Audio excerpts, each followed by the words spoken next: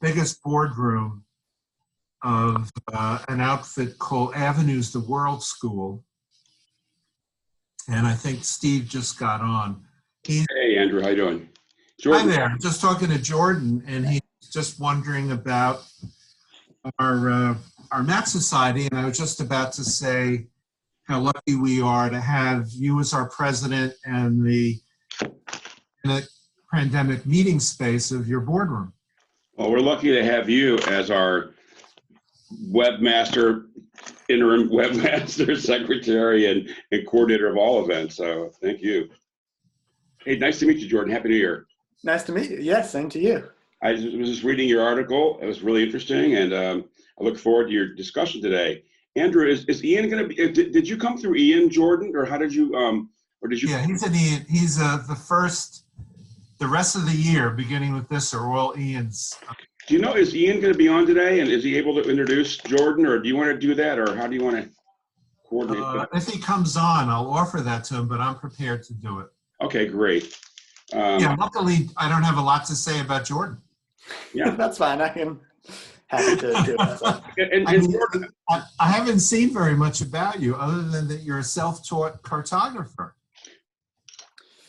That's true. And your presentation may get into this, but I think it'd be helpful for the group just to kind of, having read your article on Medium, just maybe do a quick little synopsis and just to sort of discuss your interests and how you got into it. And that may very well be part of your discussion, but I find it really interesting to see, think about some of the, some of the things you mentioned in the article about indigenous place names and how we kind of impose a cartographic structure on places that used to be basically defined by geography, right, and topography. Yeah, absolutely. I touched a little on that, but I can definitely address that more if you think that would be of interest. And maybe it's a Q&A thing. I know we had a speaker last year who is, I think, Andrew, he's a Harvard professor. He talked about ancient navigation, and he did a lot of the like stick maps for how they would navigate in the sort of ocean canoes and stuff. So it was pretty cool. Right. Stick maps.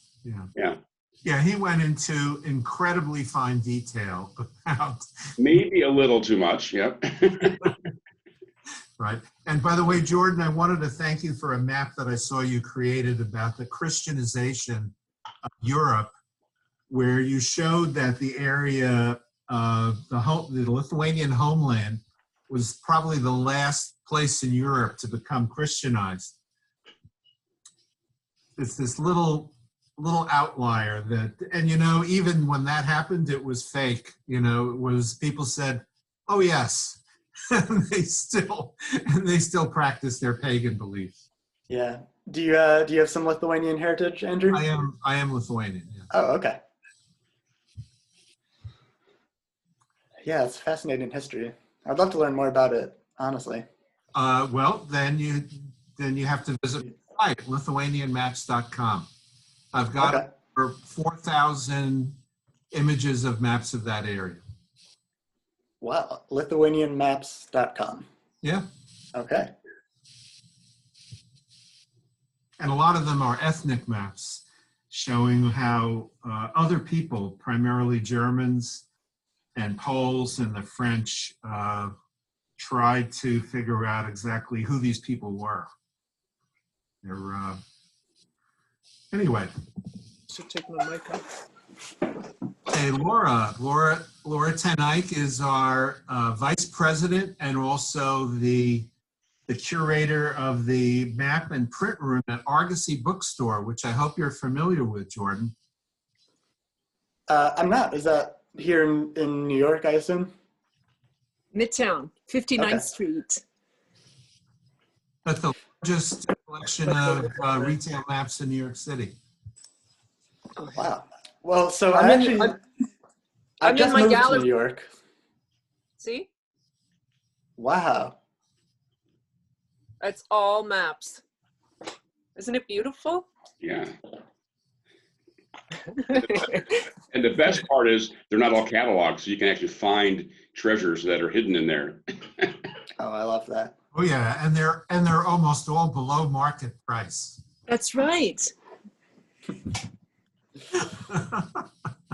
I moved to New York in October, and it's such a weird time to be in a new place because I still have not gone out to see all the things that I want to see yet.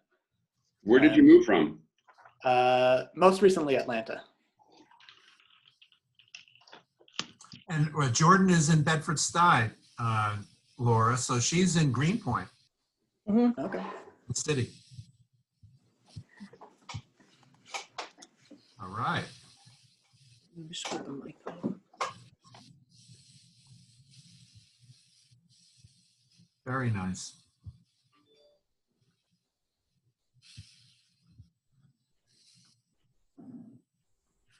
So we'll go for maybe 5 minutes, Steve. I don't know if you're, I don't know if I'm seeing other people logging in or not. Yeah, well, there's so far we're 7, so we should have more. The one disadvantage of not having a registration is we don't know how many to expect, and if people just pop in, there's no waiting room to let them in. So it's kind of people will just show up.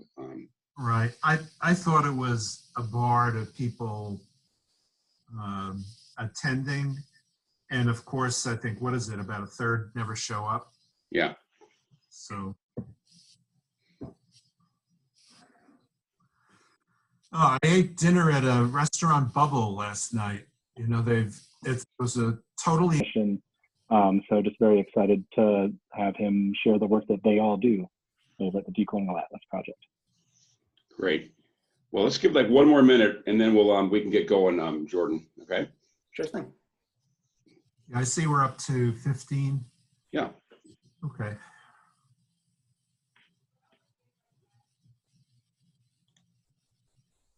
All right, I'll do the introduction, but I was going to introduce Ian also to the participants. Well, by all means, and yeah, I think he deserves a round of thanks for setting up our schedule through the summer.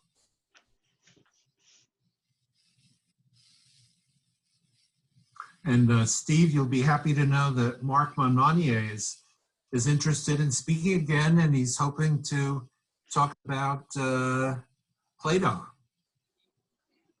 I've suggested that maybe we could move on to another topic. yeah. And I've already reached out to Mark, and we have indeed identified another topic. Oh, great. Thank you so much. Well, hey, Andrew, why don't you go ahead and kick off, and we'll if people will be able to join as they are able to, and that we're not keeping people waiting too long. We're here on time. Sure. So I'd like to welcome everybody who's on, and I'd like to start off by saying that the next meeting that we're going to have is same day, same time, a Saturday, 2 p.m. on February 20th. And thanks to our newest board member and the guy in charge of getting speakers for us, we have a dynamic duo. We have Caroline Winterer and Karen Wigan going to be speaking on their new book, Time and Maps, From the Age of Discovery to Our Digital Era. They're both Stanford University historians, and they're going to be talking about how maps organize us in time as well as space, including early maps of China and the Aztec Empire, the floodwaters of the Mississippi River, and other curious conjunctions of time and space achieved through cartography. But today, thanks to Ian Fowler, who's currently curator and geospatial librarian for the Lionel Pincus and Princess Firio Map Division of the New York Public Library. And prior to that, he was director of the Osher Map Library and Smith Center for Cartographic Education at the University of Southern Maine. Thank you, Ian, for getting us Jordan Engel, who's an independent, self-taught map maker based in Bedford-Stuyvesant, Brooklyn, who founded in 2014 the Decolonial Atlas Project. And today he's going to be talking about how geographers support the Black Lives Matter movement. So thank you, Jordan, for making the time to speak to us all today. Absolutely. Thank you so much for having me. I'm going to try to share my screen here. Let's see. Okay. Hopefully y'all can see this. Yep. So why don't I start by talking a little bit about the Decolonial Atlas, and then I'll touch on how cartography gets Black history wrong and right, and finish up with how mapmakers can use our resources to better support the Black Lives Matter movement. Some of the maps I'm going to share with y'all are from the Decolonial Atlas, and some aren't. So feel free to send me an email or message afterward if you want the data or sources for any of these maps. Before I talk more about the project, I want to take a minute to acknowledge that though we might not all be gathered physically at the moment, New York City is on the traditional land of the Lenape people. So the Decolonial Atlas is, in a nutshell, it's an online platform that started 6 years ago out of a need to amplify Indigenous geographic perspectives and really challenge the monopoly that colonial maps have on our consciousness. There's currently a few core people behind it, with a rotating cast of map makers and Indigenous language keepers and artists who come in for specific projects. And the world, I think, has a lot to learn from these Indigenous perspectives, but even more importantly, Indigenous cartography contributes to the overall perpetuation of Indigenous cultures, which have for so long been suppressed.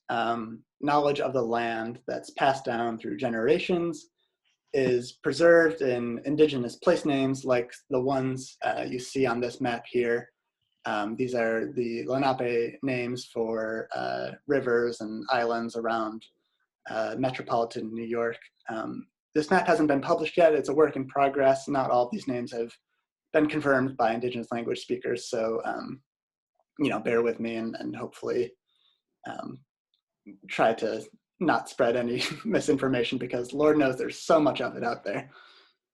But documenting these names is now really important because when Indigenous elders passed, those names are often forgotten forever. So documenting these names serves to support ongoing language revitalization efforts and acknowledge unextinguished Indigenous land tenure. And it helps to helps Native and non-Native people alike to better understand Indigenous history, the legacy of colonization, and our relationship with the land.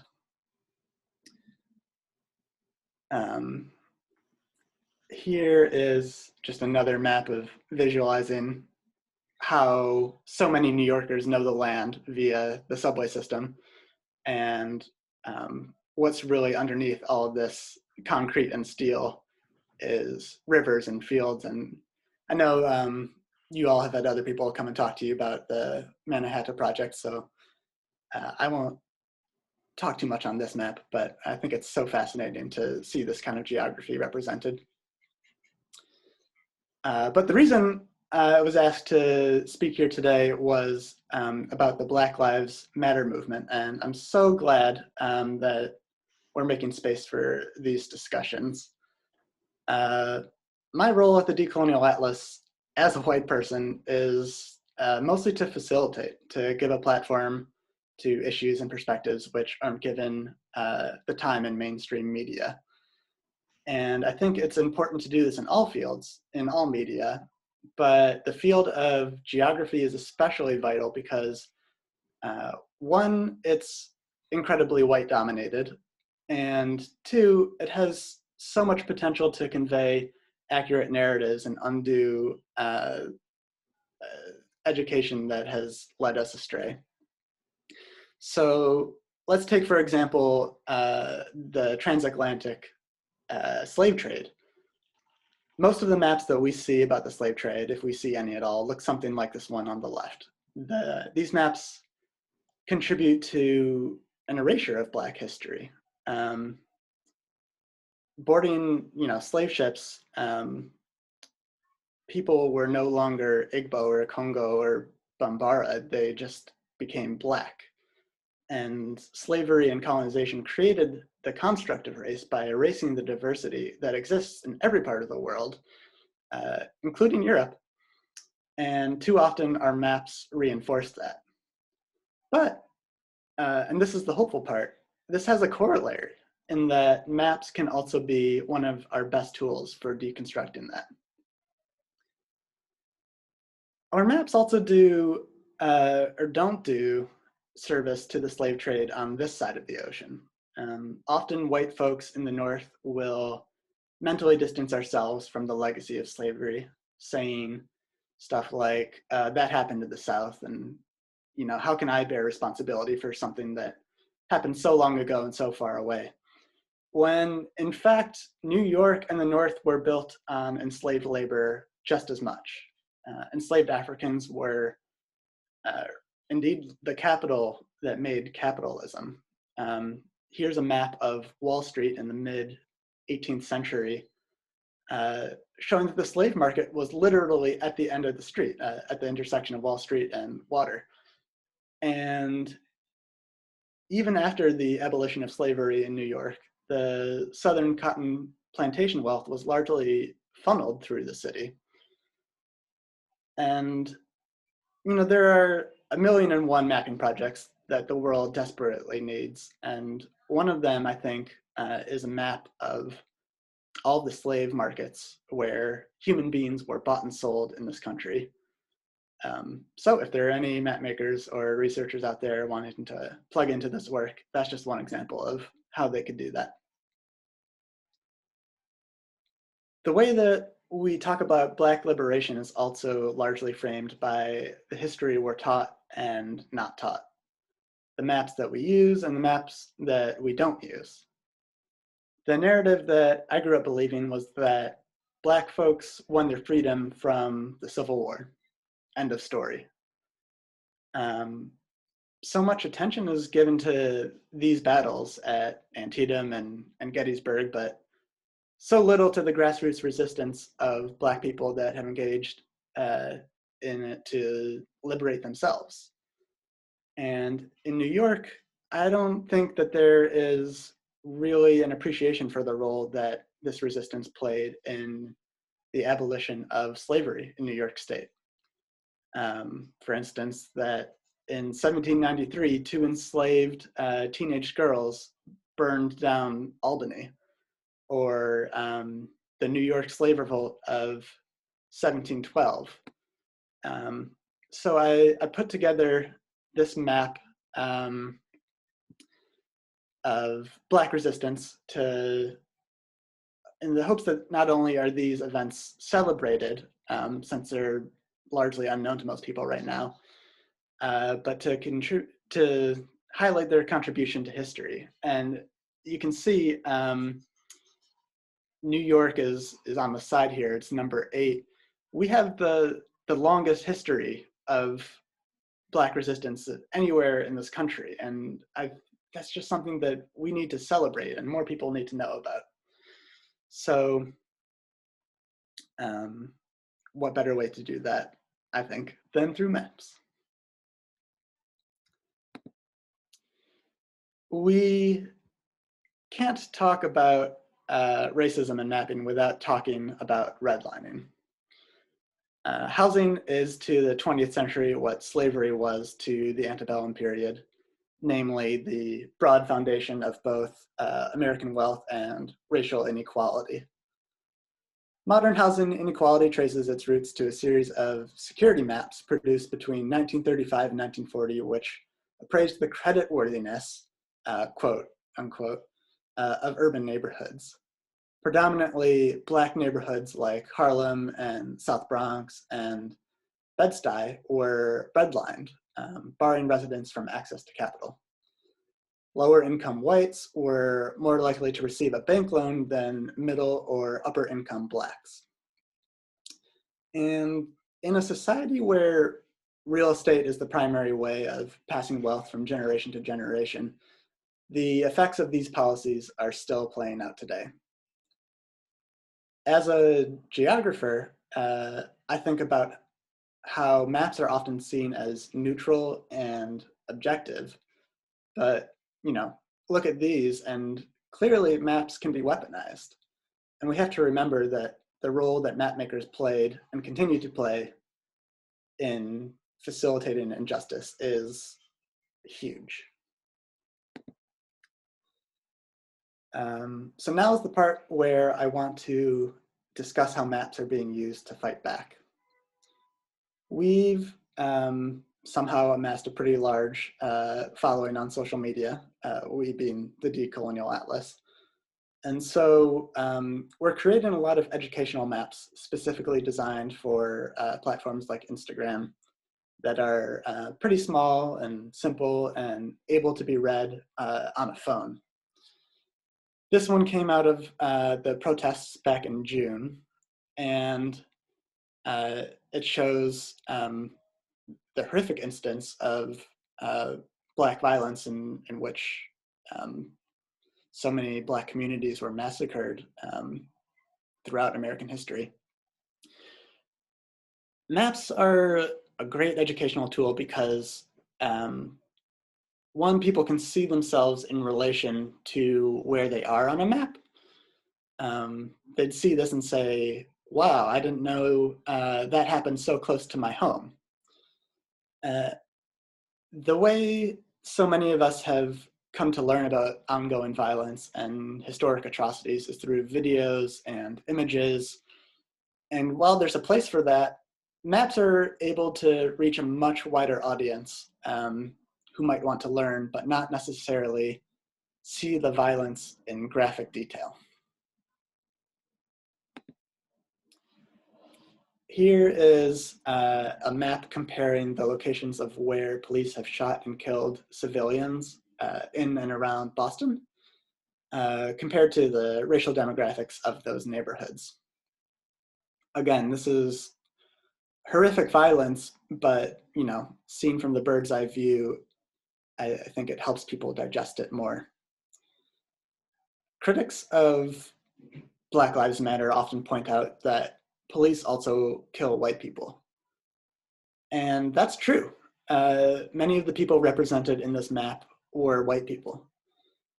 But the fact is, if an officer kills a white person, they're likely to do it in a predominantly non-white neighborhood. And that's what this map is illustrating. There are a number of reasons for this, relating to class and criminalizing poverty, but you can't ignore that Black and brown neighborhoods are over-policed, and police in those neighborhoods are primed to respond with more violence than they would in white neighborhoods. Just like, as we've seen this week, they're primed to respond with more violence to a Black Lives Matter protest than a literal white supremacist insurrection. So this map could easily be made in pretty much any city in the US. And I personally would love to see this as a series. Hint, hint, another way for map makers to plug in and contribute to this work. And this is the final map I want to share with you all. It's the work of a group of New York activists detailing all the streets, bridges, neighborhoods, schools, and monuments named for people who enslaved other people. It's a work in progress, and y'all are actually the first to get a look at it. So I live at the intersection of two streets named for slavers, as this map taught me, in a predominantly Black neighborhood that's also named for a slaver. And I can't begin to imagine the toll that has on my neighbors, particularly children who not only grow up in a world without heroes who look like them, but they're surrounded by a constructed geography that suggests that the people worthy of recognition are the very people responsible for their oppression. And honestly, I don't know what the solution is, but I know that it begins with an awareness of the problem. And I think that that's really the power of counter mapping, of anti-racist mapping, decolonial mapping, whatever you want to call it. It's one of the most powerful tools we have to see that big picture. It helps us to see that it's not about one street or one racist monument, but it's about a system that upholds white supremacy to its core. And that is all that I had prepared to talk with you all about today, but I'm happy to take any questions. I know that was briefer, but maybe we can wrap this up sooner than expected. Andrew, do you want to facilitate any questions?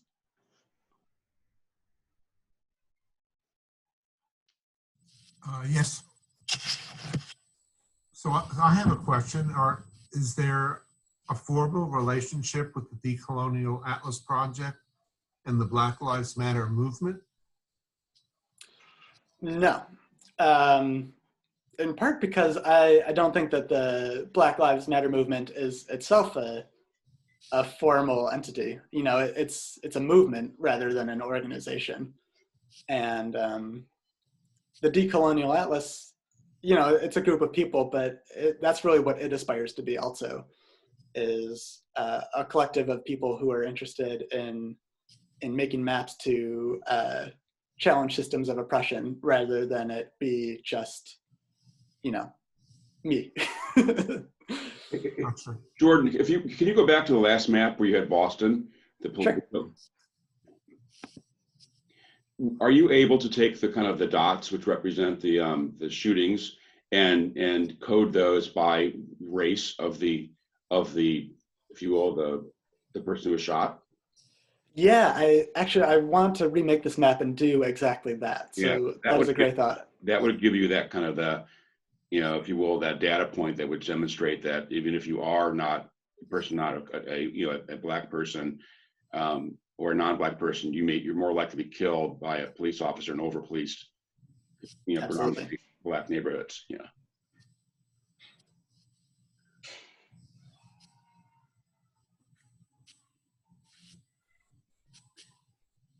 Are there themes that you guys are sort of, as you think about your next areas of mapping, or how do you coordinate kind of what, or is it more crowdsourced? People just do what makes them interested and they share them, or do you have kind of a verticals or themes you're trying to kind of, you know, develop out in your various maps?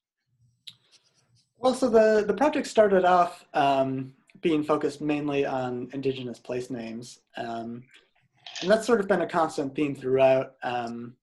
We have a lot of maps coming out soon that are going to be, you know, like we have a map of the entire continent, for instance, labeled with every name for every major city in an indigenous language, which I think is going to be really groundbreaking for a lot of folks. I grew up in Rochester and I didn't know what the people there, the Seneca, called that place for most of my life, which was astounding. Like, how can you live in, I don't know, in Istanbul and not know that it was called Constantinople? Right. So that's really the foundation of our work. But, you know, more and more, especially as our social media presence has grown, we want to educate on a broader slew of issues, Black Lives Matter included. I had a comment and then a question. The comment just being that, I assume that everyone here knows, but the New York Public Library does have the Brown Brothers records, which is one of the largest holders of slave-related capital that went through New York City in the 19th century. We're currently working on a project because they're all handwritten ledgers, etc., on using AI to transfer that into some readable, machine readable format. So keep your eyes peeled for that. But those, we do have those all online. My question, if you want to go forward to the newest map that you did, Jordan, if you don't mind. Sure. Is, so I live in Bed-Stuy as well. And apart from the stickers on Nostrin that have shown up recently in the past 6 months that point out that Nostrin was a slave owner, I think that a lot of people don't know, especially in Brooklyn, which is kind of the heat map point of this map. So what do you think, like after, like does the Decolonial Atlas Project think, like, okay, what happens after we put this map out? Because obviously that's a lot of streets. And a lot of them around where you and I live and around Greenpoint. And just wondering if you'd thought about, like, so how do we approach that now that we know that like every street in Bed-Stuy and in Greenpoint and Fort Greene was named after somebody that owned enslaved people?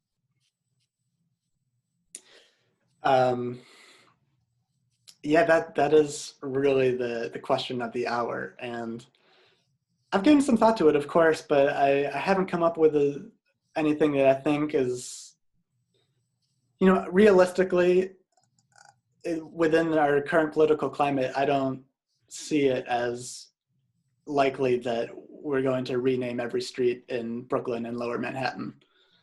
And so I think that we do need to think creatively about how best to approach these issues.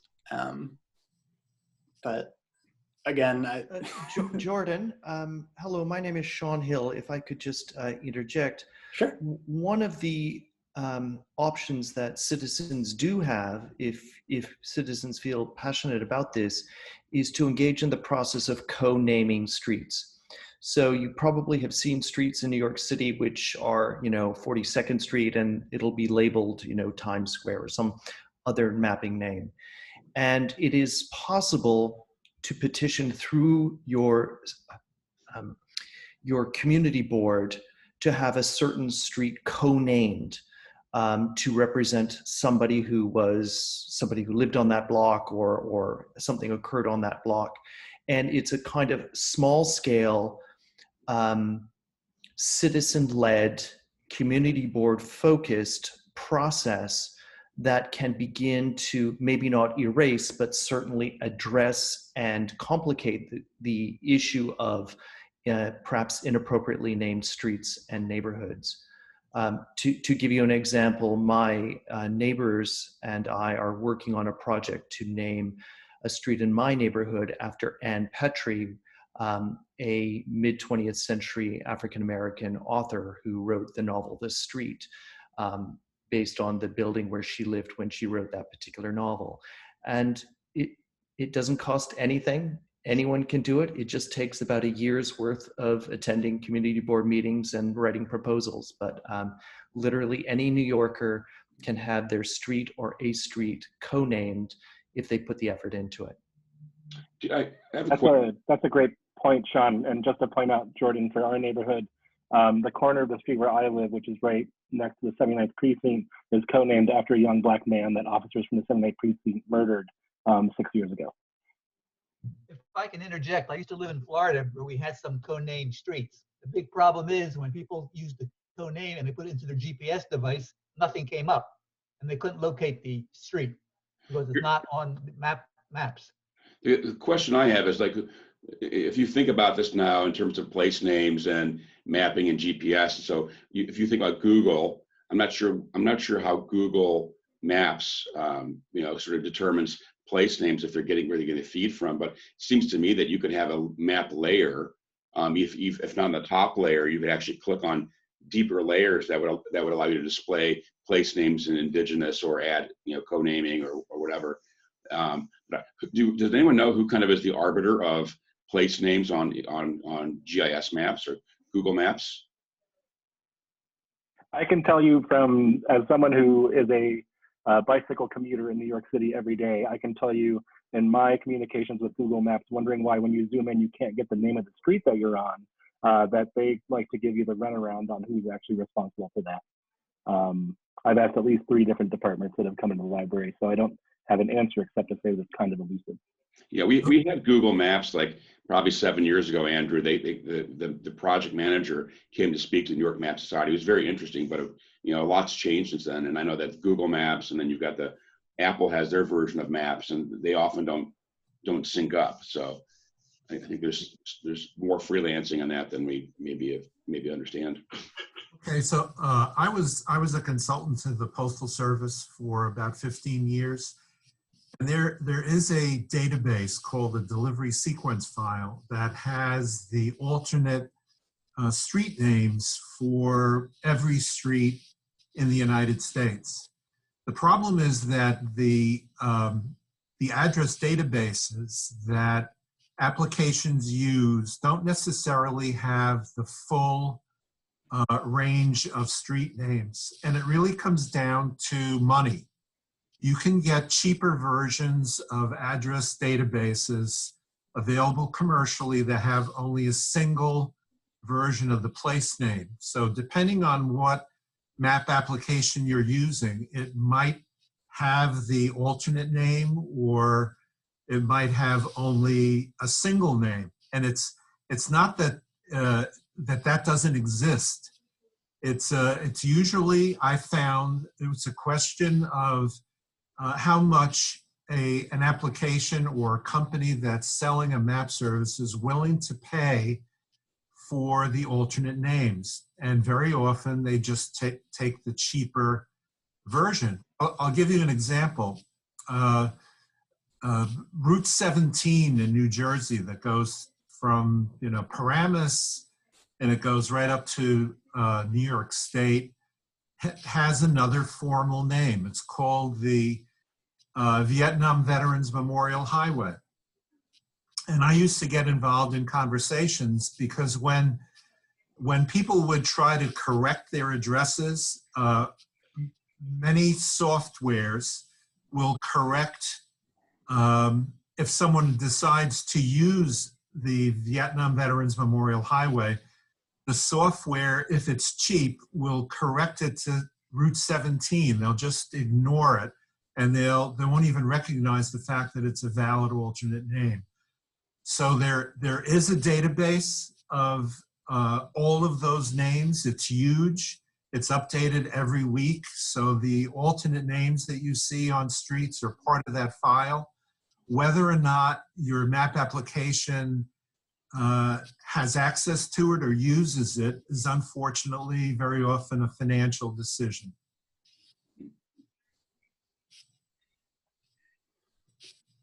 This is a great discussion, and honestly, this is what I hope maps like these stimulate, is discussions about what can tangibly be done, go from the theoretical to the nitty-gritty of will Google Maps recognize the street? So this is great. Thanks, Sean, for bringing that up. Yeah, Sean, I think I remember seeing something some other time, maybe it was an IMCOS meeting, where it was a conversation about citizen cartography and how in remote areas of the world, a lot of people are now able to crowdsource and create and build out map networks that have not been previously built out. So I think this whole idea of like letting the people that live there and understand how to describe the area, map it, is kind of interesting. I'd like to make one other point, please, and that is that I remember what a wrench it was when atlases like the Times Atlas of the World all of a sudden called Peking Beijing. That process has never finished. And in just about any atlas, any commercial atlas that you buy, it will often have the English version of a country's capital, ignoring what the country itself calls it. This is happening today. So it's not just, I understand the problem of ignoring indigenous names, but there's a problem today in ignoring the names that countries themselves use today in, I think, most atlases. And I complain sometimes I remember complaining to United Airlines that in their route map, they were using the names of capitals in Eastern Europe by names that were valid only before World War II. and and I asked them to please update them to something that the country itself uses. This is happening everywhere, I think. It's not just ignoring indigenous names, but ignoring current country names today. If I could add, I think, Jordan, one of the things that seems to underlie your entire project is the acknowledgement that to name is to use power and to express power, that the naming of a place, that the naming of an institution, that the naming of a square, that the naming of a country, for that matter, as Andrew's bringing up, in and of itself connotes a kind of power dynamic, the planting of a flag, as it were, in this case, on something as simple as a map or a square. But this is, I think, one of the huge tasks that we all have, is trying to think about who has planted those names at what point, and do we want to accept them, or do we want to advocate for change?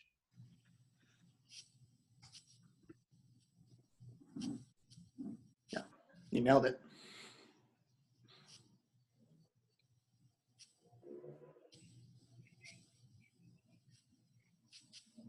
Great. Any other questions, or any other, Jordan, any closing remarks or or inspiration for us?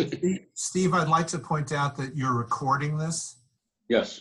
so that it'll be placed on our website. So for all those people that could not make today to hear this, it's going to be available at our website. And I hope a lot more people are going to see your and hear your presentation, Jordan.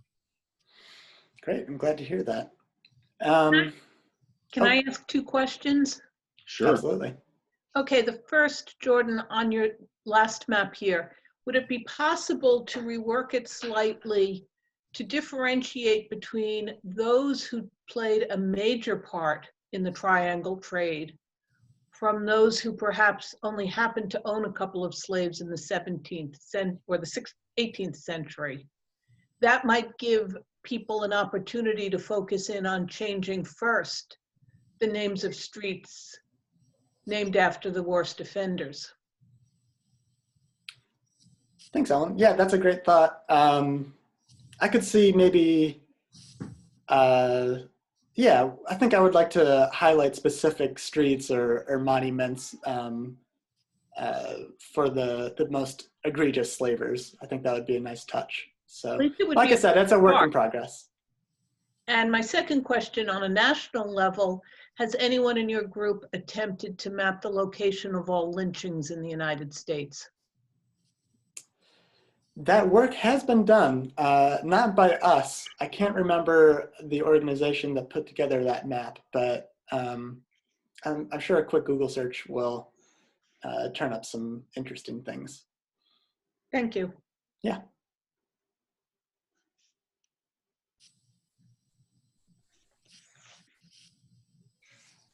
I have a question, Jordan. When you, where do you put these works in progress? Are you going to finish one and put an entry on your blog, or where would we see these when they're ready for publishing?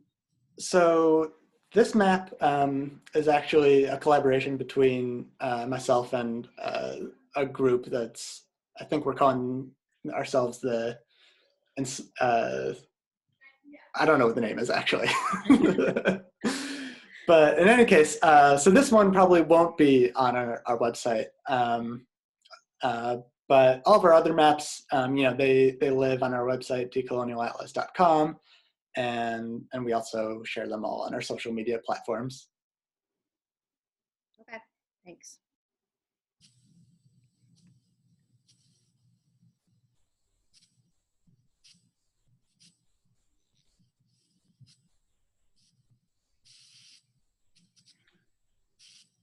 If we don't have any other questions or any of the comments, I guess I would just like to thank Jordan for your time today. And Andrew, if I can interrupt you, Andrew, for a second. I just posted a link for a map. Thank you. Which posts to lynchings in the United States. Great. Thanks, John. Right. Robert. Yeah. John. All right. Well, hey, thank you for joining today. Andrew, our next meeting, when is the next meeting? Do you have a little shout out for that?